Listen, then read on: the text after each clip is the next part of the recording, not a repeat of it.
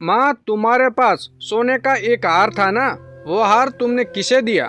छोटी भाभी को या बड़ी भाभी को? कुछ दिनों के लिए अपने मायके आई सोनम ने आज अचानक अपनी माँ सुधा जी से पूछ लिया।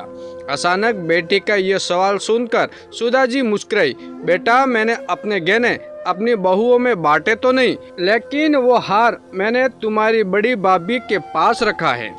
अब तो पापा के गुजर जाने के बाद आप अपने कानों में बालियां भी नहीं पहनती माँ। अब मन नहीं करता बेटा। मैंने तो अपने कंगन और अंगूठियां भी उतार दिए, वो तो मैं देख ही रही हूँ माँ।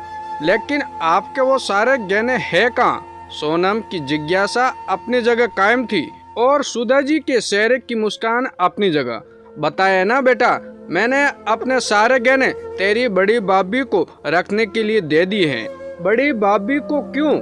बेटा, तेरी बड़ी भाभी काफी समझदार है, घर को अच्छे से संभालना जानती है, इसलिए मैंने अपने गहने भी उसे ही संभाल कर रखने के लिए दे दिए। माँ, आप बहुत बोली हो, लाखों के गहने कोई ऐसे किसी के हाथ में रखता है भला? लेकिन बेटा, इसमें बुराई क्या है? सुधा जी सोनम की बातों का मर्म समझने में असफल थी, लेकिन सोनम उन्हें समझाने लगी। माँ, तुम नहीं जानती, आजकल की बहुएं बहुत चालाक हो गई है। अभी कुछ दिनों पहले की बात है, मेरी बुआ सास को उनकी लाडली बहू ने लाखों का चूना लगा दिया। मैं कुछ समझी नहीं, आखिर हुआ क्या था?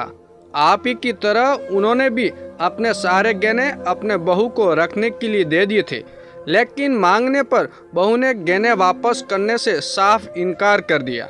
सोनम की बात गौर से सुनती सुधा जी का मन दुखी हो गया, लेकिन सोनम उन्हें आगे बताने लगी। लाख रोने गिड़गिड़ाने के बावजूद उनकी बहू टस से मस नहीं हुई। हार थक कर उन्हें खाली हाथ ही संतोष करना पड़ा। बेटा, ये तो बहुत बुरा हुआ उनके साथ। सुधा जी को सोनम की बुआ सास के लिए काफी अफसोस हो रहा था, लेकिन सोनम ने लगे हाथ अपनी माँ को सलाह दी। माँ, आप भाभी से अपने गहने वापस क्यों नहीं मांग लेती? बेटा, गहने वापस मांग कर मैं क्या करूंगी? माँ, आप गहने वापस मांग कर तो देखो सही, भाभी वापस करती है या नहीं। लेकिन बेटा, गहने वापस मांगने की कोई वजह भी तो होनी चाहिए ना। आप कह देना कि गहनों को सफाई के लिए सोनार के पास भिजवाना है। ठीक है बेटा। सोनम की बातों से सहमत होती सुधा जी ने रसोई के काम निपटा रही अपनी बहू रश्मि को आवाज लगाई। बहू, जरा मेरे गहनों का डिब्बा तो लेकर आना। यूं अचानक अपनी सास द्वारा गहनों का डिब्बा मांगने पर तनिक हैरान हुई, लेकिन बिना कोई सवाल किए रश्मि रसोई का काम छोड़ झटपट अपने कमरे में जाकर अलमारी का ताला खोलकर अपनी सास के गहनों का डिब्बा उठा लाई। मम्मी जी, अपने सारे गहने इसी डब्बे में रख कर दिए थे ना? हाँ बहू, लाओ ये गहने मुझे दे दो। ये कहते हुए सुधा जी ने अपने गहनों का डिब्बा अपने हाथों में थाम लिया। अपनी भाभी द्वारा इतनी आसानी से बिना कोई सवाल जवाब पूछे गहनों का डिब्बा वापस कर दिए जाने से सोनम हैरान थी, लेकिन रश्मि मुस्कुराई। मम्मी जी, डिब्बा खोल कर देख लीजिए, सारे गहने मौजूद है या नहीं? कहीं कोई गहना मेरी अलमारी में ही तो नहीं रह गया ना?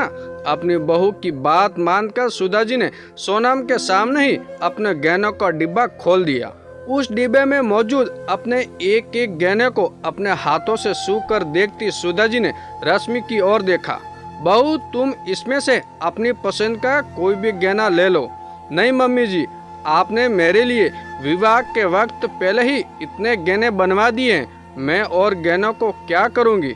फिर भी बहू, मेरे गहनों में से एक गहना तो मेरी तरफ से तुझे लेना ही पड़ेगा। सुधा जी अपनी बहू रश्मि से जिद कर बैठी। अपनी सास की जिद देखकर रश्मि ने सुधा जी का हाथ थाम लिया। मम्मी जी, मैंने आपका एक गहना पहले ही अपने पास रख लिया है। ये सुनकर सोनम के साथ साथ सुधा जी को भी बड़ा आश्चर्य हुआ। उन्होंने गहनों का डिब्बा वही बिस्तर पर खाली कर दिया। बहू, मेरे सारे गहने तो यही है, फिर तुमने मेरा कौन सा गहना अपने पास रख लिया है? अपनी सास की हैरानी देख रश्मि मुस्कुराई। मम्मी जी, आपने जिस दिन अपने गहनों का ये डिब्बा मेरे हवाले किया था, उसी दिन मैंने आपका विश्वास अपने पास रख लिया था। आपके विश्वास से बढ़कर मेरे लिए इस दुनिया में कोई गहना नहीं है। मम्मी जी, अपनी बहू की ये बात सुनकर सुधा जी का हृदय अपनी बहू के प्रति स्नेह से भर उठा। वो अचानक निरुत्तर हो गई, लेकिन अपनी छोटी सोच की वजह से सोनम अब अपनी भाभी से नजरें मिलाने में खुद को असमर्थ पा रही थी। दोस्तों, ये कहानी आपको कैसी लगी कमेंट करके जरूर बताएं और चैनल पर नए हो तो चैनल को सब्सक्राइब जरूर